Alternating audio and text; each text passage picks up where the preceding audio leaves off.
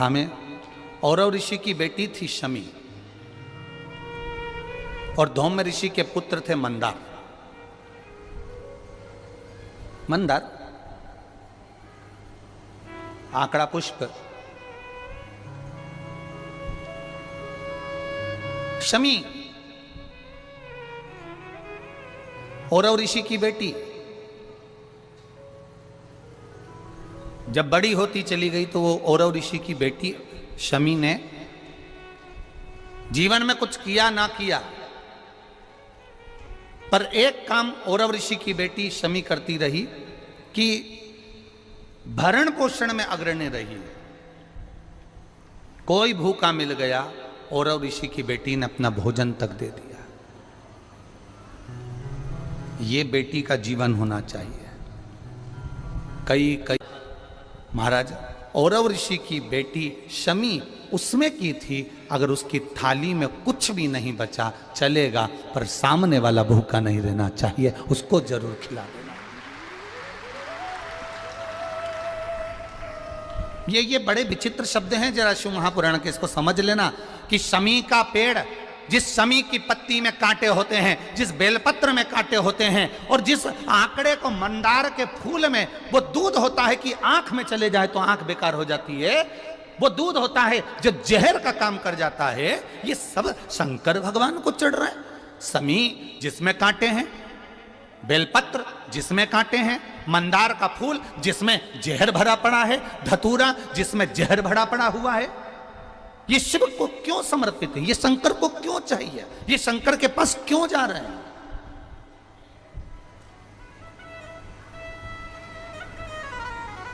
क्यों? उसका एक कारण है, सत्य बोलने वाला हमेशा बुरा होता है, हमेशा बुरा होता है। और वो सत्य बोलने वाला व्यक्ति, शमी कांटों में रमी हुई है, लदी हुई है, पर भाव शुद्ध है उसका, भाव गड़बड़ नहीं हुआ उसका। मंदार धौम्य ऋषि का पुत्र, ये आंकड़ा मंदार धौम्य ऋषि का पुत्र। कई लोग पूछते हैं, गुरुजी आपने एक बात कही कि तुमरुका जी का नाम लेकर सफेद आंकड़े की जो जड़ होती है, शिव जी का उसका स्मरण कर कर 21 बार कमर में बांधा जाता है। उसको नारी का जो रजो धर्म होता है उसके कौन से दिन? 7वें दिवस। क्या इतना उस मंदार का उस इतना वर्णन होता है उस सफेद आंकड़? तो यहां शिव कथा कह रही है, शमी कांटों में रहकर भगवत भजन कर रही है, और मंदार जो स्वयं धौम्य ऋषि के पुत्र हैं, वो साधारण नहीं है। धौम्य ऋषि का पुत्र मंदार, वो आंकड़ा साधारण नहीं है।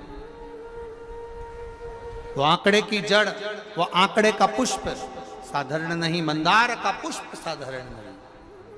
शिव भक्ति के अंदर ली शिव महाराज। मंदार शौनक ऋषि के यहां पर विद्या अध्ययन करने के लिए गए। अब धौम्य ऋषि के पुत्र जब विद्या अध्ययन करने के लिए शौनक बाबा के यहां जाते हैं, शौनक ऋषि के यहां पहुंचते हैं, तो एक बार भुषुंडी ऋषि, अब भुषुंडी ऋषि जो किसी देवता को नहीं मानते, कहीं नहीं जाते, केवल एक जगह पर ही आराधना में लगे रहते हैं, और वो श्री गणेश जी महाराज की आराधना करते, केवल गणेश जी की आराधना करते, बाकी के कहीं नहीं जाते वो भुषुंडी ऋषि। अब भुषुंडी ऋषि जो गणेश जी की आराधना में लगे रहते, समय बीतता गया।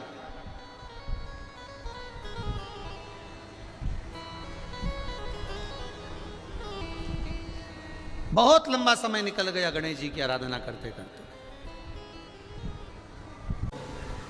आज भुषुंडी ऋषि आए, और भुषुंडी ऋषि जैसे ही आए, गणेश जी की आराधना में लीन है, भगवान की भक्ति में लीन है, कोई मतलब नहीं किसी से, अपनी आराधना, अपना तप, अपनी साधना और उसका बल, इसके सिवा कुछ नहीं जानते भुशुंडी बाबा।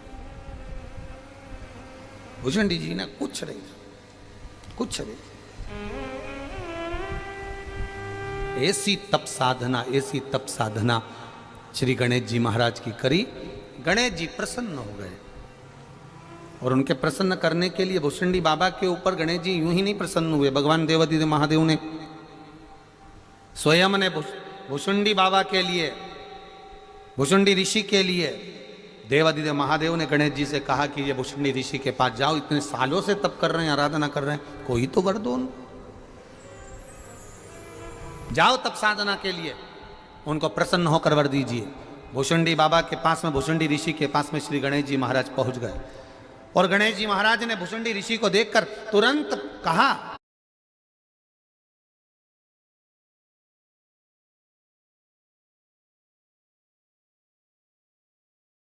क्या वर दूं मैं? शिव महापुराण की कथा कह रहे हैं। मंदार, शमी दोनों का मंगल विवाह हुआ। मंदार और शमी दोनों का मंगल विवाह हुआ, दोनों का मंगल विवाह। और दोनों का जब मंगल विवाह हुआ, दोनों का विवाह होने के बाद में दोनों घूमते हुए भ्रमण करते करते करते करते जा रहे थे, भ्रमण करते करते जा रहे।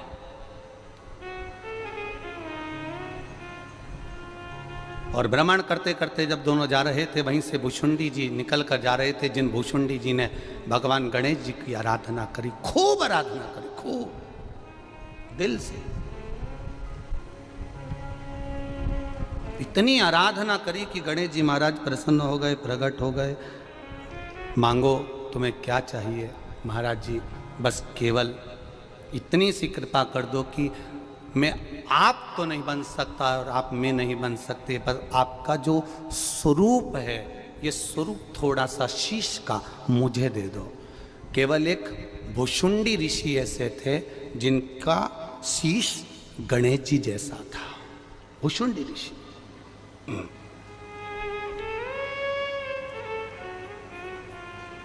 जिनका शीश गणेश जी जैसा था।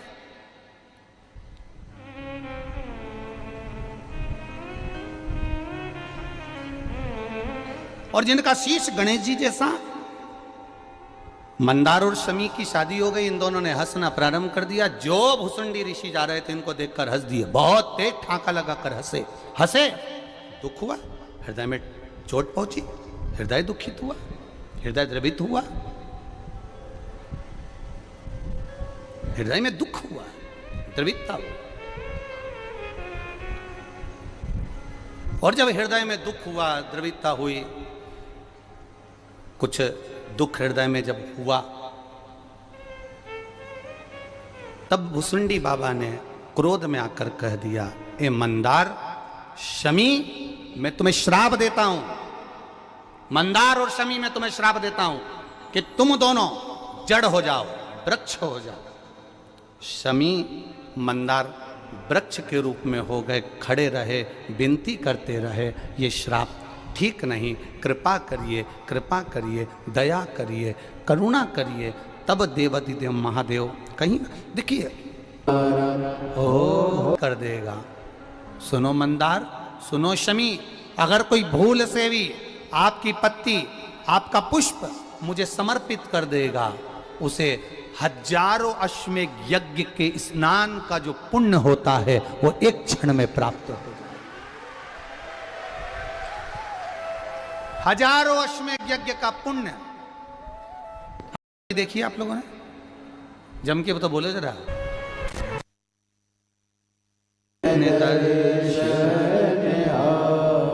देवादिदेव महादेव का हो जाए।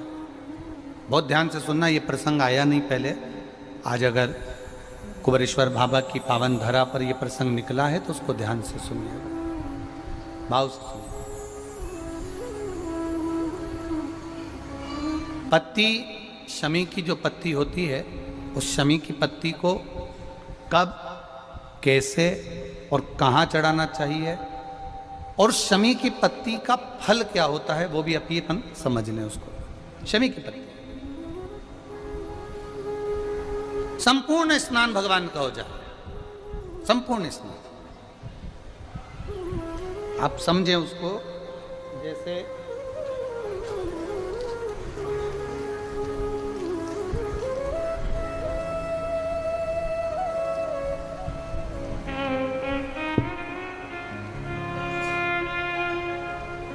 ये शिवलिंग है, निकल कर जाने का स्थान गणेश, कार्तिकेय, अशोक सुंदरी, जलाधारी मतलब माता पार्वती जी का हस्त कमल, शिवलिंग शिव का स्वरूप, ऊपर जो जलाधारी लगी है उसमें से एक एक बूंद जो पानी नीचे गिर रहा है, जो पानी नीचे गिर रहा है, शिव जी की बेटियां जया, विषहरा, शामली बारी, दौतली, देव, शिव जी की पुत्री बेटियां।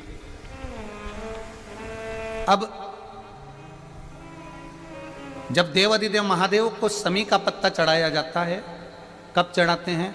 जब आपने संपूर्ण जलाधारी को हाथ से साफ कर दिया हो, शिवलिंग पर जल चढ़ा दिया हो, शिवलिंग का पूरा श्रृंगार आपने कर दिया हो, संपूर्ण श्रृंगार मेरे देवाधिदेव महादेव का हो गया, संपूर्ण श्रृंगार। बाबा को चंदन का लेपन, अबीर, गुलाल, अक्षत, बेलपत्र, धतूरा, जो भी तुम्हें चढ़ाना है सब कुछ तुमने चढ़ा दिया, सारा श्रृंगार मेरे देवाधिदेव महादेव का हो गया।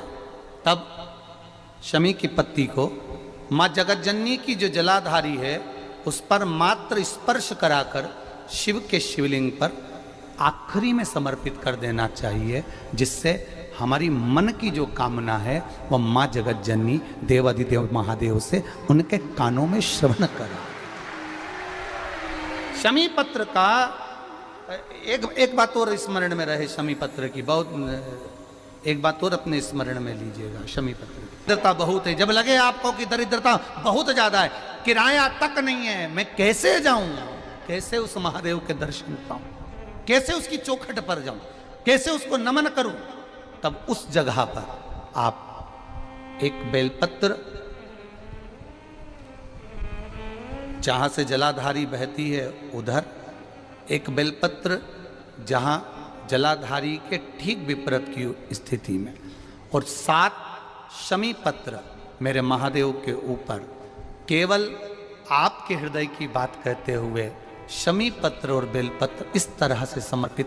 पहले ध्यान रखना, पहले पूरा श्रृंगार, स्नान, पूजन, चंदन, अक्षत, गुलाल, अबीर सब हो जाए, उसके बाद की बात है ये, उसके बाद की बात। एक बेलपत्र इधर, एक बेलपत्र इधर, और उसके ऊपर 7 शमी पत्र के पत्ते एक एक कर कर चढ़ाना, पूरे इकट्ठे कर कर नहीं, एक एक कर कर बाबा से विनती करते हुए, कांटों से भरी हुई शमी है जिसको तूने निहाल कर दिया, मेरी जिंदगी भी कांटों से कम नहीं है, मैं जानती हूं तो मुझे भी निहाल कर देगा,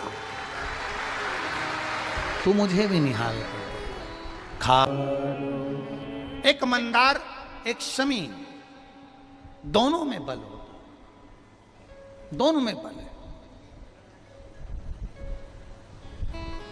करो शिव की आराधना,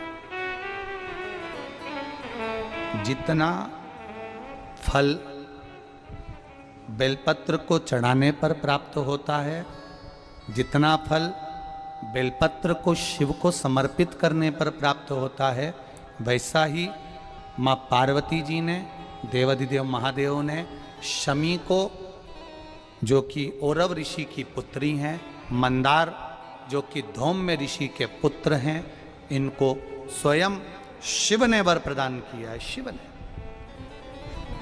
भगवान शंकर ने।